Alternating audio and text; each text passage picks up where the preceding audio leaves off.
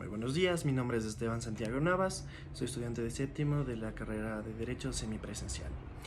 El motivo del video es para hacer un análisis del caso de la Corte Interamericana de Derechos Humanos. En este caso vamos a hablar sobre Tibi versus Ecuador.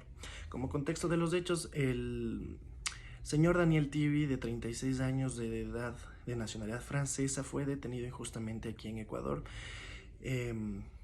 alegando de que el señor Tibi vendía cocaína a minoristas.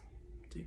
El señor Tibi pasó 33 años, 3 años pasó en prisión preventiva, el cual después del 20 de enero de 1998, el juez Reinaldo Ceballos, subrogante del juzgador 18º de lo penal, ordenara la liberación inmediata del señor Tibi, quien después viajó a Francia y presentó una denuncia acerca de el maltrato y los derechos vulnerados que tuvo en el proceso aquí en el Ecuador.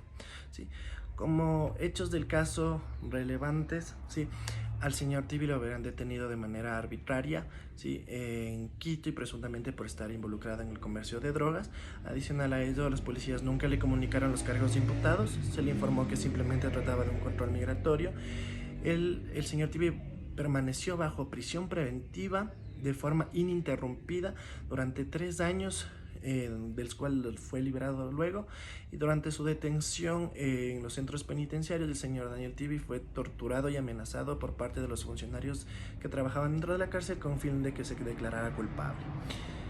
Mientras estuvo en la cárcel, fue examinado 2 veces por médicos especialistas ecuatorianos designados por el Estado, quien verificaron que sufría de heridas y traumatismos ocasionados dentro de la penitenciaría, pero nunca se recibió un tratamiento médico ni tampoco se investigó la causa de las heridas.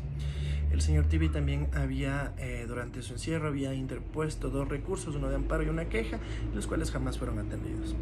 Los derechos que fueron vulnerados en ese entonces de la Convención Americana fue la obligación de respetar los derechos, la protección a la familia, deber de adoptar a las disposiciones de derecho interno, derecho a la propiedad privada, protección judicial, derecho a la integridad de la persona, el derecho a la libertad personal y garantías judiciales.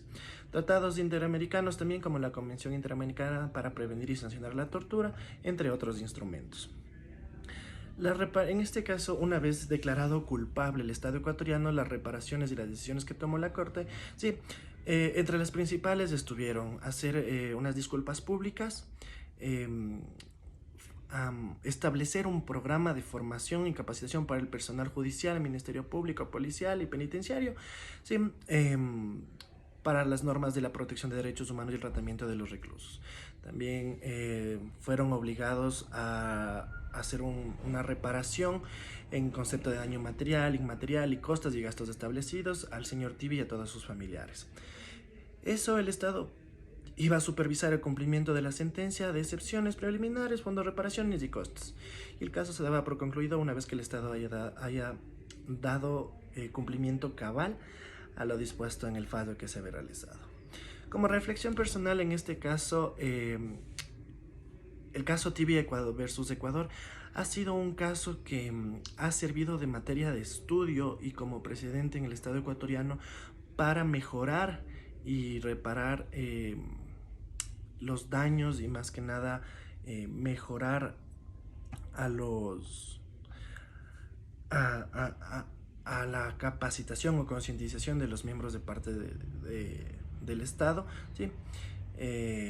Ya que el Estado ecuatoriano se debe comprometer en respetar, garantizar y prevenir el goce de los derechos de las personas en el Estado.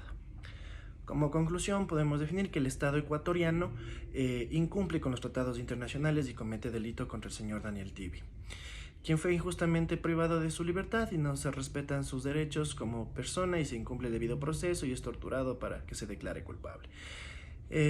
Es admirable ver que en estos casos no quedan en la impunidad y gracias al asesoramiento legal y los mecanismos existentes se pudo llevar el caso hacia un organismo que fue creado con el fin de evitar estos casos. El Estado ecuatoriano tuvo que indemnizar al señor Daniel Tibi y su familia por haber sido culpable del trato dado al señor Daniel Tibi, dejando un precedente para futuros casos y sirviendo como referente de estudio. Si quieren más información, acá abajo vamos a dejar el link para que puedan estudiar acerca más del caso y conocer un poco más. Muchas gracias.